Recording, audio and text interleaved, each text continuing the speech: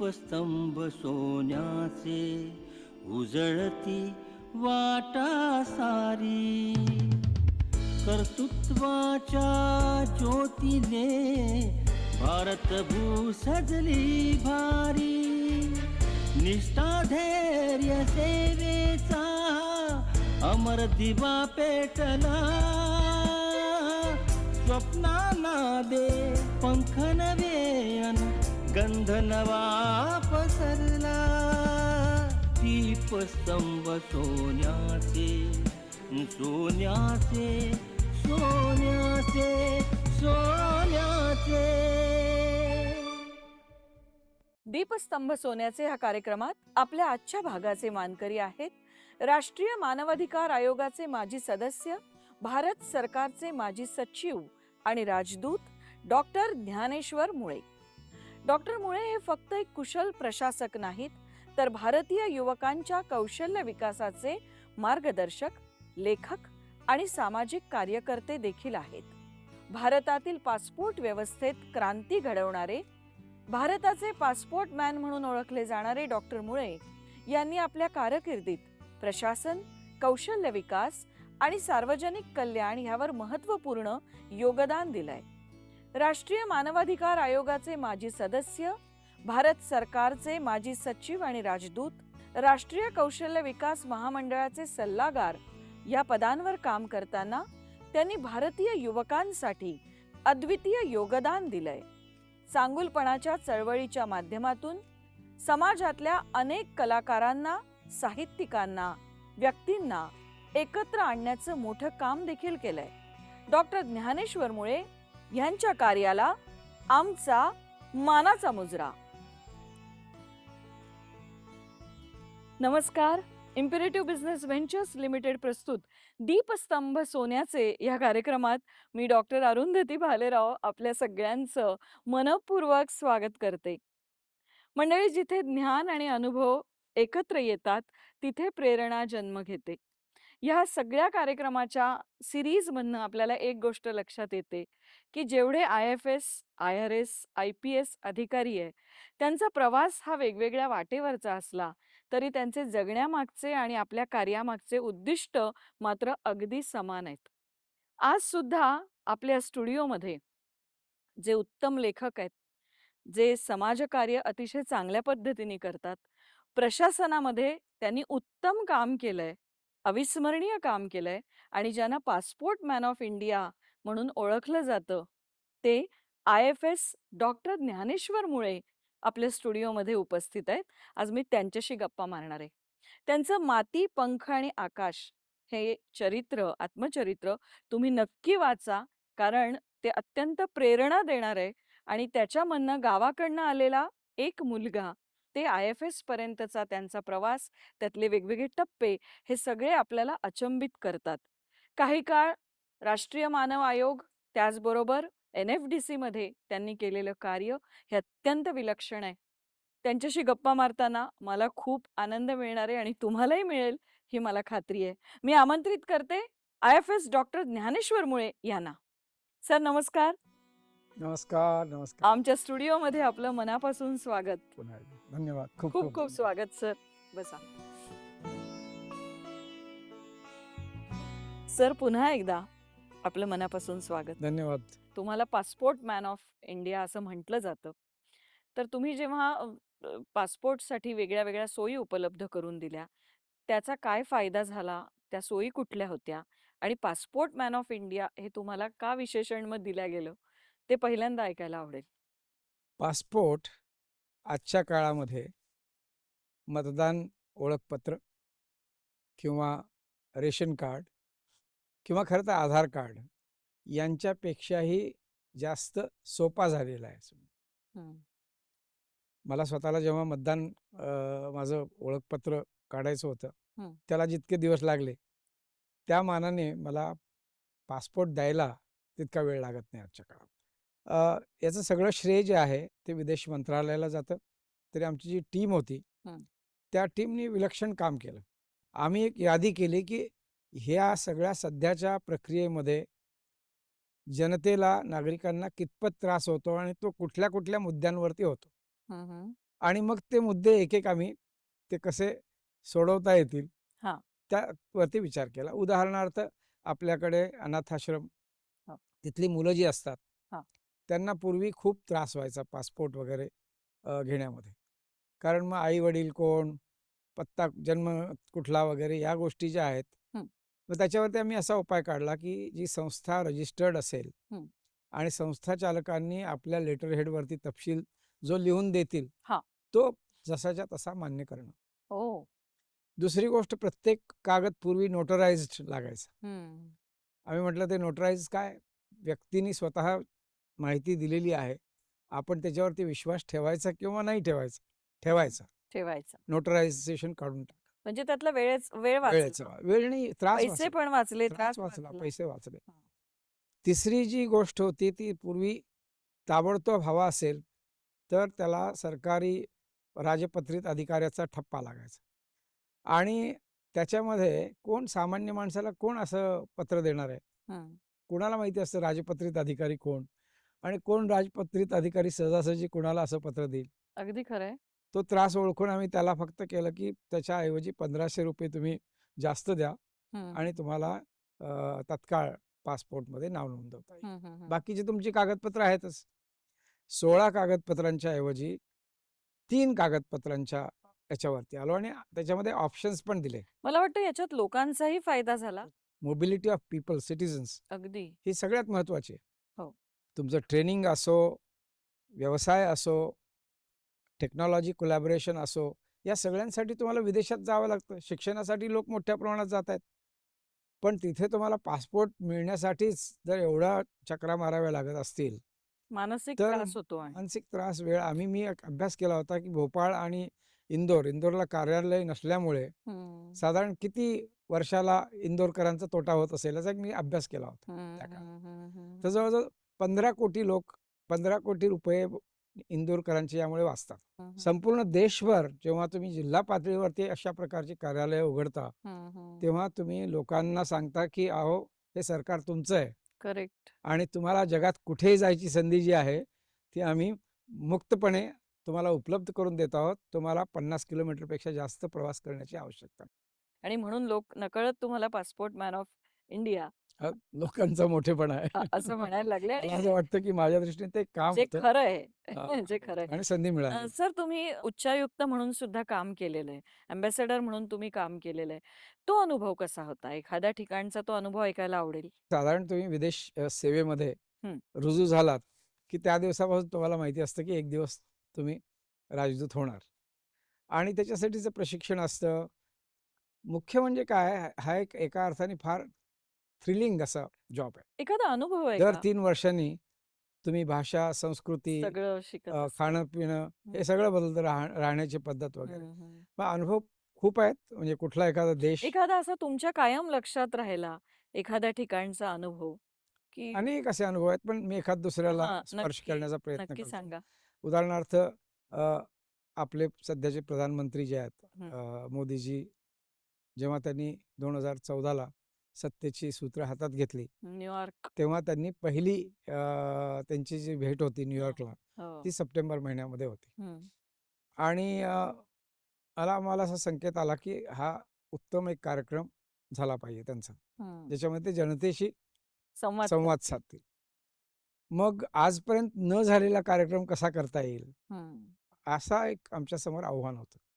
असं आम्ही ठिकाण निवडलं, की ज्याची 20,000 ते 22,000 बसण्याची क्षमता आहे. आणि ते सजेशन्स दिल्लीला पाठवल्यानंतर त्यातलं त्यांनी एक मंजूर केलं हं. आणि मॅडिसन स्क्वेअर गार्डन मध्ये हा कार्यक्रम अभूतपूर्व झाला. मी विदेशात स्थायिक हो, झालेले स्थायिक भारतीय आहेत. झालेले भारतीय. तर त्यांची मदत प्रचंड झाली आम्हाला. स्वयंसेवक म्हणून झाली, त्याच्यानंतर निधी जमवण्यासाठी त्यांची मदत झाली आणि हा कार्यक्रम संपल्यानंतर तो जो निधी आहे तो सामाजिक संस्थांना देऊन तो अकाउंट बंद करणार. त्यांच्याहीसाठी तो अभिमानाचा क्षण हो, होता हो. ना, की आपले प्रश्नच नाही, पंतप्रधान प्रश्नच नाही. आपल्याकडे येत आणि आहेत. त्या कार्यक्रमाने एक मानदंड प्रस्थापित हं, हं. केला. दुसरं मी एकदम वेगळं उदाहरण देईन. आम्ही सिरियामध्ये होतो. हं. सिरिया हा आपल्याला फारसा परिचित नसलेला देश आहे. देश आहे. तर तिथे पोस्टिंग झाल्यानंतर आम्हाला असं जाणवलं, की हे लोक फार चांगले आहेत. हं, हं. आणि म्हणून मग आम्ही पहिल्यांदा मी आणि माझ्या पत्नीने मिळून एक संयुक्त प्रोजेक्ट म्हणून त्या देशावरती पुस्तक लिहिलं हं. आणि तिथे तिथल्या सांस्कृतिक मंत्री जे आहेत त्यांना उद्घाटनाला, पुस्तकाच्या लोकार्पणाला बोलवलं. तर ते म्हणाले, की "हे पुस्तक इतकं चांगलं झालेलं आहे, की आम्ही आमच्या देशाचं नागरिकत्व तुम्हाला बहाल करतो." सर, हा प्रवास सगळा खूप इंटरेस्टिंग आहे. करेक्ट. आपण एक छोटासा ब्रेक घेतोय. हो, जरूर. मंडळी कुठेही जाऊ नका. बघत राहा दीपस्तंभ सोन्याचे. दीपस्तंभ सोन्याचे. ब्रेकनंतर पुन्हा एकदा स्वागत. हां, सर.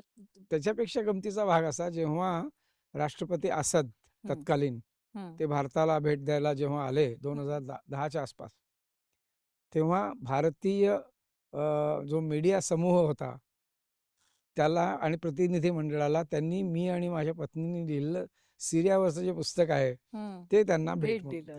तुमच्या पत्नी साधना शंकर IRS आणि तुमची लेक पण IFS असे 3 प्रशासकीय अधिकारी एका घरात राहतात. घराचं प्रशासन नक्की कोण चालवतं? मला असं वाटतं की आम्ही सगळे लोक घरातले सगळे जितके आहोत मंडळी हां. आम्ही कामाची वाटणी करून घेतो हं. आणि म्हणजे जसं भाजी ऑर्डर करण्याचं काम मी कधीच करत नाही. अच्छा. कारण काय मी जर केलं हं. तर मला त्याबद्दल दूषणच मिळतात. त्यामुळे जे आपल्याला अच्छा. झेपत नाही हं, किंवा ज्याच्यावरती आपला अधिकार नाही आहे ती हं. गोष्ट शक्यतो करत नाही मी. पण म्हणजे तुमच्या घरातल्या ज्या गप्पा आहेत, हां. त्या सगळ्या अशा हां, प्रशासन, देश, सध्याची आमच्याकडे परिस्थिती राजकीय गप्पा हां. असतात. हं, त्याच्यानंतर देश-विदेशात काय घडतंय हं. याच्यावरती गप्पा असतात. नवीन पुस्तकांवरती आम्ही चर्चा करतो. हे सगळे लेखक आहेत आमच्यात. एक्झॅक्टली मी येणारच आहे तिकडे. पण सर परराष्ट्रीय सचिव म्हणून तुम्ही जेव्हा काम करत होतात, तेव्हा त्या कामाचा अनुभव कशा पद्धतीचा होता? कारण अब्दुल लाटमधनं गावाकडनं कुठलीही पार्श्वभूमी नसलेला, घरात कुठलंही वातावरण नसलेला एक मुलगा हा जो समज आहे, की गावाकडून आलेला आहे, त्याला काही हं, माहिती नाही, हं. अगदी भोळा आहे.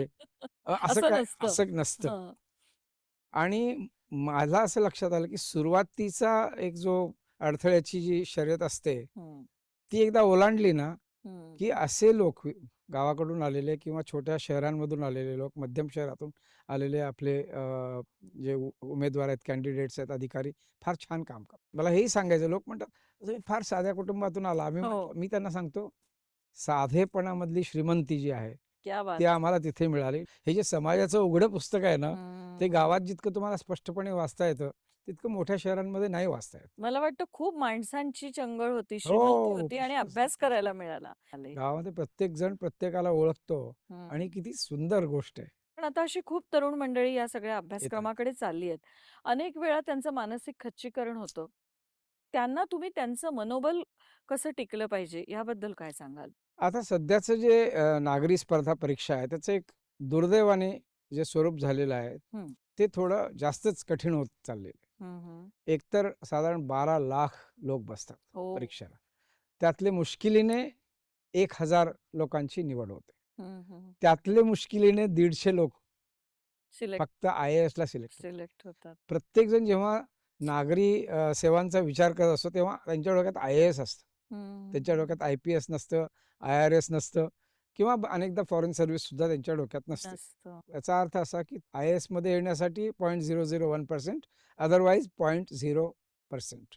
हं. तर ही शक्यता सुरुवातीपासून गृहीत धरली पाहिजे. आणि असंही नाही आहे की सगळे टॅलेंटेड लोक त्यांची निवड होते असं नाही आहे. अगदी. कारण इंटरव्ह्यू आहे, हं. निबंध स्वरूपातले मुख्य परीक्षा आहे. हं. तुम्ही कुठे चुकाल किंवा कुठे तुम्हाला कमी मार्क पडतील काही सांगता येत नाही. तुलनेनं सगळ्यात जास्त जो चांगला आहे त्याची हं. निवड होते. त्याची पण निवड. तसं ते सापेक्षच असतं शेवटी. हं, हं, हं. तर मला असं वाटतं की आजच्या काळामध्ये सुदैवाने इतरत्र अनेक संधी उपलब्ध आहेत.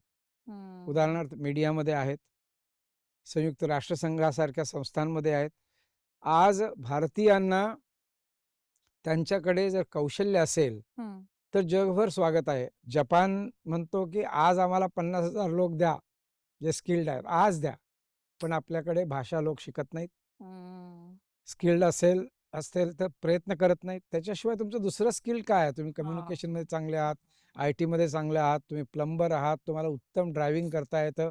कारण ड्रायव्हिंग हे सुद्धा आता पूर्वीसारखं राहिलेलं नाहीये. खूप तुम्हाला कठीण आहे. ते एक मशीन आहे आता, अगदी. Complicated machine. येस. तिथे कॉम्प्युटरचं ज्ञान असावं लागतं. तुम्हाला Google मॅप कळावा लागतो. बाकी भाषा तिथे पण यावी लागते थोडीफार का असे ना त्या देशातली भाषा. तर त्यामुळे तुम्ही थोडं स्किलमध्ये 4-4 वर्ष पदवी मिळवण्यामध्ये, त्याच्यानंतर 2 वर्ष पदव्युत्तर आणि त्याच्यानंतर परत तुम्हाला डॉक्टरेटसाठी इतकी वर्ष घालवण्यापेक्षा स्किल तुम्ही डेव्हलपमेंट 12वी नंतर उत्तम एखादं स्किल घ्या, त्याच्यासाठी 1 वर्ष घालवा. उत्तम एखादी भाषा शिका आणि तुमच्या आवडीच्या देशामध्ये जाऊन तुम्ही नोकरी करा. छान. आज ही संधी आलेली आहे. सर, डॉक्टर ज्ञानेश्वर मुळे फाउंडेशनतर्फे तुम्ही अनेक कॉलेजेसची सांगली, सातारा तुमच्या सगळ्या त्या भागामध्ये खूप मोठ्या प्रमाणामध्ये उभारणी केलेली आहे. त्याचबरोबर जेव्हा तिकडे पूर आला, तेव्हाही खूप मोठं काम तुमच्या संस्थेच्या माध्यमातून, तुमच्या माध्यमातून झालं. तर अशा पद्धतीचे नर्सिंग कॉलेजेस किंवा कॉलेजेस उभे करण्यामागची तुमची भावना काय आहे? मला असं वाटतं, की सध्या जगभर संपूर्ण जो प्रगत राष्ट्र जी आहेत, हं, मग त्याच्यामध्ये संपूर्ण युरोपचा पट्टा आला, हं, EUचे कंट्रीज आले, त्याच्यानंतर स्कॅन्डिनेव्हियन देश आले, जपान, कोरिया हेही आले आणि हं, ऑस्ट्रेलिया आलं. या सगळ्या देशांमध्ये तिथली जी लोकसंख्या आहे, ती आता स्थिरावलेली आहे आणि फार वेगानं झपाट्याने लोकसंख्या घसरत आहे. हं, हं, हं, अशा वेळेस त्यांना सगळ्यात जास्त आणि लोकांची आयुर्मर्यादा वाढत चाललेली आहे. म्हणजे लोक जास्त जगतायत. हं, हं. अशा वेळेस त्यांना सगळ्यात जास्त कशाची गरज असेल तर ती मनुष्य बळाची गरज आहे. त्यातही आरोग्य सेवेमध्ये असणाऱ्या लोकांची गरज आहे. त्यातले सगळे ज्यांना विदेशात जायचं आहे, त्या सगळ्यांना साधारण 2 ते 2.5 लाख प्रत्येकाला मिळू शकतील अशी आज स्थिती आहे. बेरोजगारीचा येस. प्रश्न जो आहे तो सोडवण्यासाठी हे अग तुमचं पाऊल आहे. अगदी बरोबर. मंडळी, कुठेही जाऊ नका. बघत राहा दीपस्तंभ सोन्याचे. आपण गप्पा मारतो आहोत IFS डॉक्टर ज्ञानेश्वर मुळे यांच्याशी. दीपस्तंभ सोन्याचे. ब्रेकनंतर पुन्हा एकदा स्वागत. सर, खूप सगळा इंटरेस्टिंग प्रवास आहे. खरं तर वेळ खूप कमी आहे आणि तुमच्या कामाची व्यापकता आणि अनुभव हा खूप मोठा आहे. त्यातला एक महत्त्वाचा भाग आहे चांगुलपणाची चळवळ, मूव्हमेंट ऑफ पॉझिटिव्हिटी. ही चळवळ सुरू करण्यामागचा मुख्य उद्देश काय होता? मला असं वाटतं, की अजूनही समाजामध्ये अनेक अनिष्ट गोष्टी घडतायत. विषमता आहे, गरिबी आहे, ही काही निसर्गनिर्मित नाहीये. याशिवाय अन्याय आणि अत्याचार हं. हेही आपण दररोज त्याच्या बातम्या वाचतो. हो.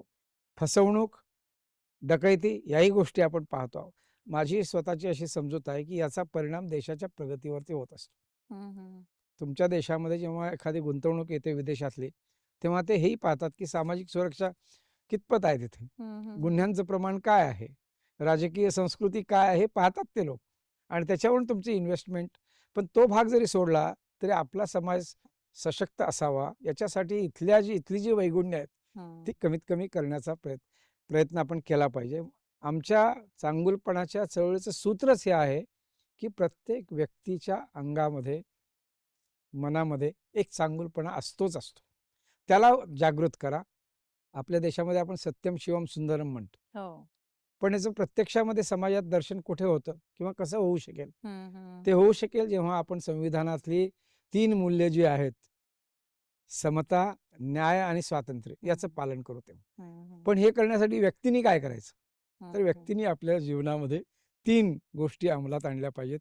सकारात्मकता, फक्त सकारात्मकता असून चालणार नाही. त्याला सर्जनशीलतेची जोड असली पाहिजे. अगदी. आणि फक्त सकारात्मकता, सर्जनशीलता असून चालणार नाही. त्याला तुम्हाला समवेदना म्हणजे समावेशकता असली पाहिजे. ज्याला आजकाल इन्क्लुसिव्ह म्हणतात. तुमच्याकडे ती संवेदना नसेल, की एखाद्याच्या दुःखाची जाणीव तुम्हाला होत नसेल, तर हं. तुमची सर्जनशीलता आणि काय काम? तुमची सकारात्मकता काय कामाची? तर याच्यावरती आधारलेली आमची ही चळवळ आहे आणि आपल्याला कल्पना नाही आहे, आम्ही विदेशात जे भारतीय लोक फसतात, त्यांना पूर्णपणे सोडवून निःशुल्क आणायचं. सोडवून त्यांना आपण भारतात परत आणतो. हं, हं. आपल्याकडे म्हणजे दरवर्षी शेकडो मुलांना आपण रोजगार मेळावे घेऊन नोकऱ्या लावतोय. शेकडो लोकांना आपण स्किलचं ट्रेनिंग देतो आहोत. याच्याशिवाय सामाजिक, सांस्कृतिक पूर असेल किंवा आणखीन काही सामाजिक समस्या असेल, तिथं आपले लोक धावून जातात. तर अशा प्रकारे वेगवेगळ्या प्रकारे समाजामध्ये चांगुलपणा आणण्याचा एक प्रामाणिक प्रयत्न आहे. मला वाटतं आणि या चळवळीला महाराष्ट्रातले भारताच्या बाहेरचे सुद्धा अनेक कलावंत, साहित्यिक, जोडले वेगवेगळ्या गेलेले क्षेत्रात काम करणारी लोकं जोडल्या गेलेली आहेत आणि एक सगळी सकारात्मक ऊर्जा एकत्रित अगदी छान बरोबर. पद्धतीने काम अगदी करतीये. बरोबर. सर, भारतीय सामुदायिक कल्याण निधी साठी पण तुम्ही काम केलंत. ती मुलाखतीच्या अंतिम टप्प्यामध्ये आपण आहोत. खूप काही विचारायचंय, पण मला वेळेची असं वाटतं मर्यादा की आहे. आजकाल प्रत्येक जण किंवा प्रत्येकाच्या कुटुंबातला कोणी ना कोणी विदेशात जातोच जातो. हो. तर त्यांना एक गोष्ट माहिती असली पाहिजे, विशेषतः जे अ, ज्याला गरजू लोक असतात. हं.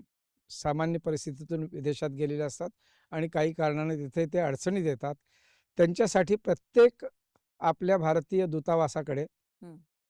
Indian community welfare fund ICWF नावाचा एक फंड असतो. तर हा फंड जो आहे तो तिथे संकटात सापडलेल्या भारतीय व्यक्तीला मदत करण्यासाठी आहे.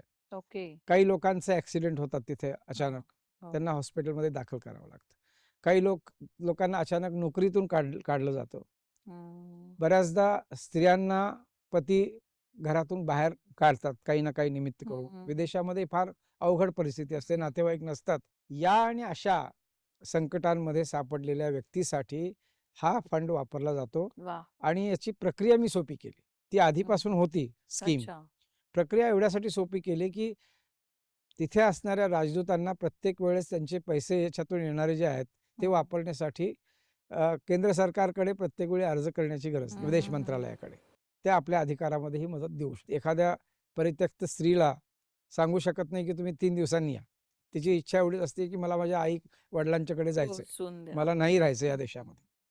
तर आपल्याला हे करावं लागेल, की ते कुठल्याही परिस्थितीमध्ये तिला दुसऱ्या दिवशीचं तिकीट काढून तिला त्या दिवशी राहण्याची व्यवस्था करावी लागेल तिची आणि दुसऱ्या दिवशी तिला परत भारतात पाठवावं लागेल. मला असं वाटतं ही प्रक्रिया अनेकांना कदाचित असेल पण माहिती नव्हती. ती पोहोचवण्याचं काम आणि सोपं करण्याचं काम, अतिशय मोठं काम तुम्ही केलं. मुलाखतीच्या अंतिम टप्प्यात आहोत. आजच्या तरुणांना ज्यांना UPSCचा अभ्यास करायचा आहे, त्यांना काय संदेश द्यायला आवडेल? मी म्हणेन, की निर्भय व्हा, परिश्रम आहेत ते घ्या आणि दुर्दैवाने जर तुमची निवड झाली नाही, तर हे लक्षात ठेवा, की एक दरवाजा जेव्हा बंद होतो, तेव्हा दुसरं तेव्हा हजार दरवाजे उघडतात आणि ते आज तुमच्यासाठी खुले आहेत. हेच मी सांगेन माझ्या तरुण मित्रांना. सर, अतिशय छान वाटलं. खरं तर वेळ कमी पडला कारण की तुमच्या कामाची व्यापकता इतकी मोठी आहे आणि इतका वेगवेगळ्या क्षेत्रातला तुमचा अनुभव आहे. पण आजची तुमची मुलाखत नक्कीच खूप सगळ्यांना प्रेरणा देईल आणि ह्यातनं नक्कीच काहीतरी बोध होईल याची पूर्ण खात्री आहे. आमच्या स्टुडिओत आपण आलात त्यासाठी खूप खूप धन्यवाद. धन्यवाद आणि शुभेच्छा खूप खूप. मंडळी, हे होते IFS डॉक्टर ज्ञानेश्वर मुळे. त्यांच्या कामाचा परीघ इतका मोठा आहे. त्यांचं लेखन, त्यांचं स्तंभलेखन हे सगळं अत्यंत वाचनीय आहे आणि प्रशासनातली एक व्यक्ती किती अष्टपैलू असू शकते याचं उत्तम उदाहरण आहेत डॉक्टर ज्ञानेश्वर मुळे. दीपस्तंभ सोन्याचे. नमस्कार.